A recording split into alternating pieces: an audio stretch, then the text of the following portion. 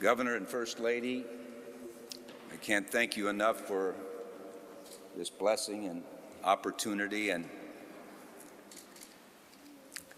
I'm totally humbled and excited. Here we are on Valentine's Day, Woody Hayes' birthday. Doesn't get much better than that. My dad would have been 100 years old on Abraham Lincoln's birthday 2 days ago. Thanks so much, Carly, for the beautiful national anthem. It was awesome.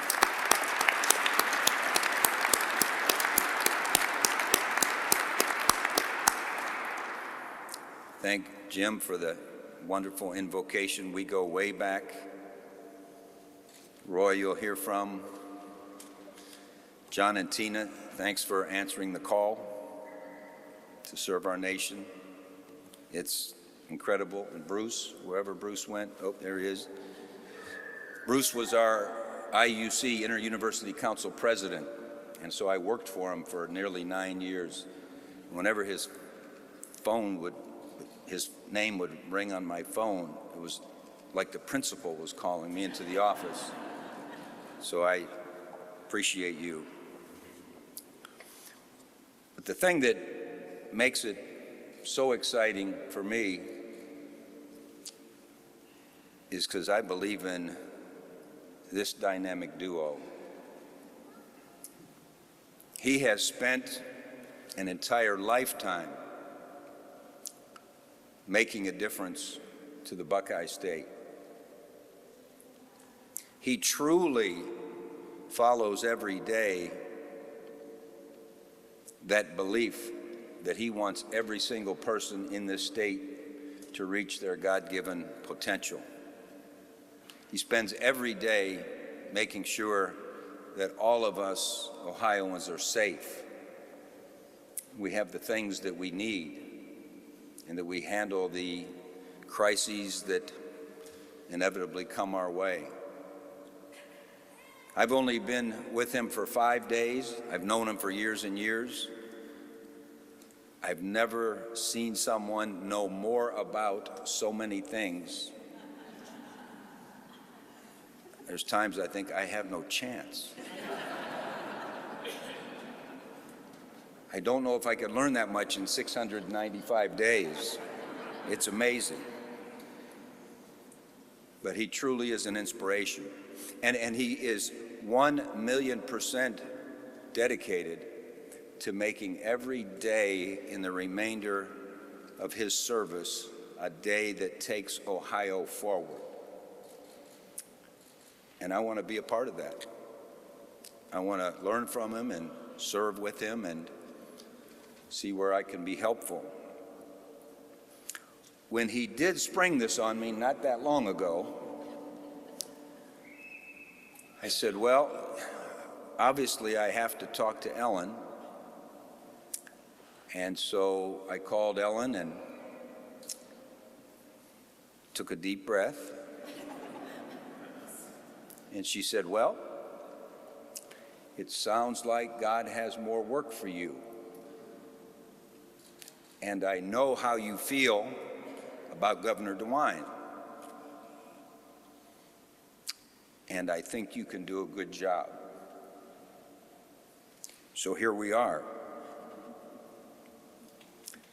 The Bibles that we were sworn in with, which are seated right there, she didn't know I was bringing them, but the large white one there is her family Bible from her mom and dad.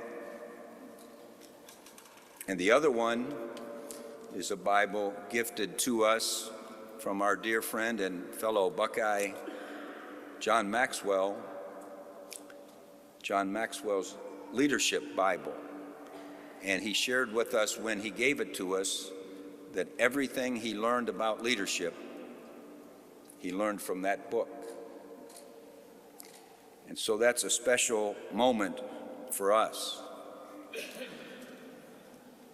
I've called home Ohio for many, many years. I was born in Paynesville, lived in Mentor, lived in Massillon, lived in Berea, lived in Akron, lived in Cuyahoga Falls, lived in Green Township, lived in Oxford, Ohio, lived in Worthington, Ohio, lived in Columbus, Ohio, lived in Upper Arlington, Ohio.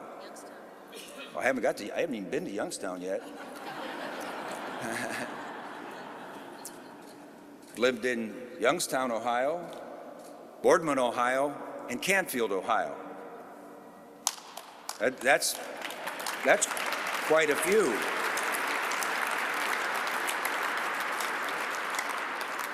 My mom and dad grew up in Ada, Ohio, so I'm a Northwest Ohioan. And my mom's parents grew up in a little town in southeast, just over towards Zanesville, called Gratiot. Has anyone heard of Gratiot? Yeah. There's an exit. I don't know if there's a town, but there's an exit there. And I think I've been into every high school in the state, and this is home. And as Jim Schmidtke said, we live every day with an attitude of gratitude. We talk about it all the time, and our guys have heard it every day. I'm sure they were sitting here when I came up to the podium saying, these people don't have any idea. They better get comfortable because Coach is getting ready to have a team meeting. They don't know what they're in for. But we started every day together at Youngstown State for 15 years and at Ohio State for 10 years. And we started every day with quiet time. Because you have to begin thinking the right thoughts, reflecting on the big things. And in our quiet time every day, these guys had to write down one thing they were grateful for. And my prayer was that they would do that the rest of their lives. Because if you begin your day with an attitude of gratitude, and you remind yourself that there's way more blessings than there are hardships, that you'll be able to handle the hardships as they come. And so there are so many things that I'm grateful for, beginning with my family. We all love our families dearly, and I think about my mom and dad and great Buckeyes, great Americans. My dad was playing at Ohio State as a freshman for Paul Brown, but then America needed him. So he went and served in World War II. My mom wanted to go to college, but the rivet factories needed her. And then when there were casualties mounting up, they needed more people to go into nursing school. That's just who they were at that time, and that's what they did the rest of their lives. And I'm so grateful that I could watch them. I had two older brothers, educators. Amazing. So grateful for them. This one, she's been amazing.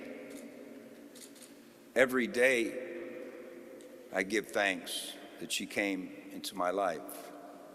Our children, Zach and Carly and Eric and Sophia and Whitney, and got three little grandkids, Jonathan and Rosemarie and Frankie. Frankie's 20 months, and I told him to bring him, but they said he would disrupt. I said, well, I got all my players here, they disrupt. You know, don't worry, we don't mind disruption. I'm so grateful for my friends, so many of you out there. It's incredible. And for my teams,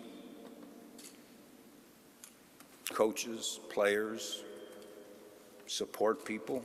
These guys know every single person on that team, whether they taped your ankle or cleaned the locker room or served you, coached you, encouraged you, mentored you.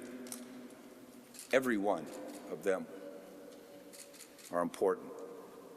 I'm so grateful for the teams at universities serving in administration. And the thing that these guys taught me is that if you love one another, regardless of where you came from, what you look like, what you believe, if you love one another, it's amazing what you can accomplish. And I'm grateful for them.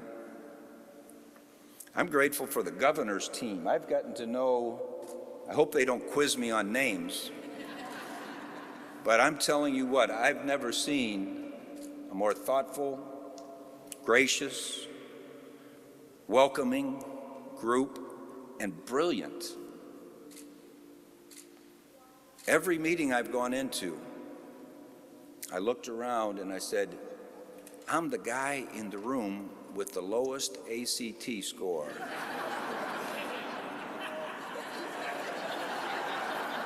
That's daunting. That's daunting. But his staff is on a full sprint to make every one of these days in the DeWine administration impactful on Ohio. I've gotten to know the directors. Every citizen should spend the 5 days I just did,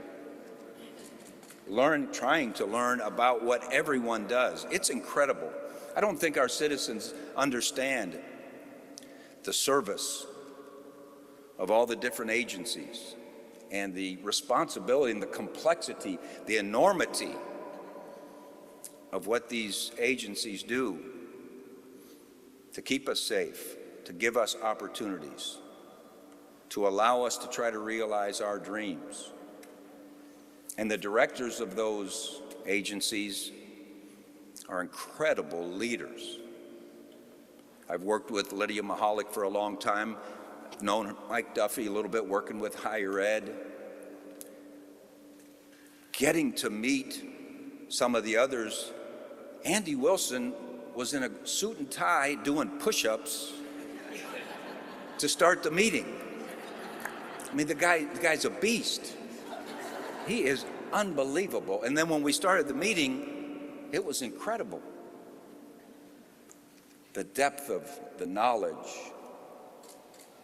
And I could name some of the directors, but I haven't got them all down yet, so don't quiz me. But Ann Vogel came up and said one of the best things, and I'm not even sure, what's Ann's agency? EPA. Ann Vogel came up to me and said, Coach, we're in the fourth quarter of the DeWine administration, the last 2 years out of 8. And she's like looking me in the eye, and we're going to win in the fourth quarter. I said, man, that's my kind of girl right there. Yep. She's amazing. I can't go without mentioning my guy, J.P. Nassif with Jobs Ohio, because what Jobs Ohio, the administration, the legislators, the agencies, Lydia's group, all that, what they have given us the chance to do and be in the future in the state of Ohio is frightening. And I know John and Tina worked on that night and day. I don't know if we realize how good we can be. And they've done amazing things.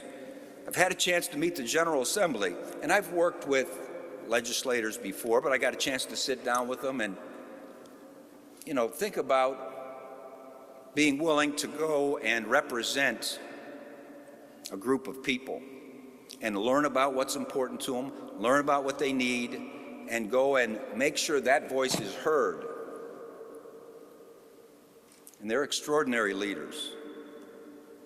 Got to meet the leaders. We met Rob and Phil, but Matt, who's not here, I don't think, and Allison and Nikki. We've got tremendous leaders in our General Assembly.